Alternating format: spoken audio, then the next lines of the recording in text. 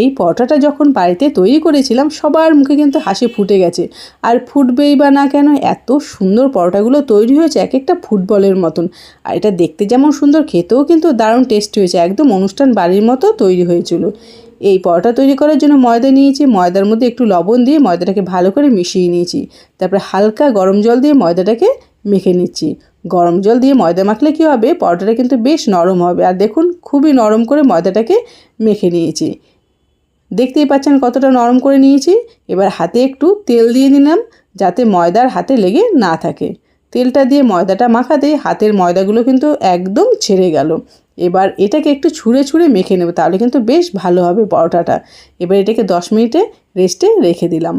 এবার মাত্র 2টো কাঁচা আলু নিয়েছি, এই কাঁচা আলু দিয়েই কিন্তু পরোটাটা তৈরি হবে। আলুগুলোকে গ্রেট করে নিয়ে এইভাবে জল দিয়ে ভালো করে ধুয়ে নিয়ে একদম জল ঝরিয়ে নিয়েছি। এবার একটা কড়াইতে সর্ষের তেল দিলাম, তার মধ্যে গোটা জিরে একটু হিং দিয়ে ফোড়ন দিলাম, তারপর আলুটাকে দিয়ে দিলাম। এই আলুর মধ্যে দিয়ে দিচ্ছি স্বাদ অনুযায়ী লবণ, একটু হলুদ গুঁড়ো, একটু জিরের গুঁড়ো, একটুখানি গোলমরিচের গুঁড়ো আর লঙ্কার গুঁড়ো, সব দিয়ে আলুটাকে বেশ ভালো করে ভেজে নিচ্ছি। আলুটা রেডি হয়ে গেছে, ঠান্ডা করে নেবো। এদিকে ময়দাটাও কিন্তু খুব সুন্দরভাবে সেট হয়ে গেছে।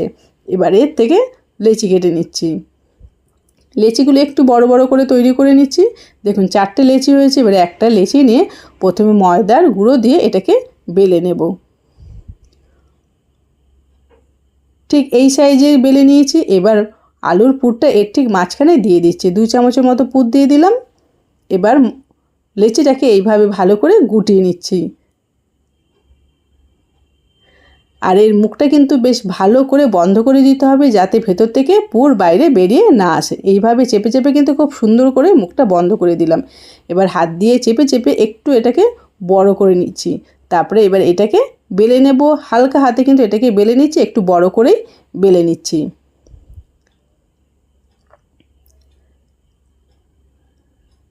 দেখুন একটুও কিন্তু পুর বাইরে বেরিয়ে আসেনি। এবার ফ্রাই প্যানে তেল দিয়ে তেলের মধ্যে পরোটাটা ছেড়ে দিলাম। এইভাবে উল্টে পাল্টে একটু লাল লাল করে ভেজে নিচ্ছি।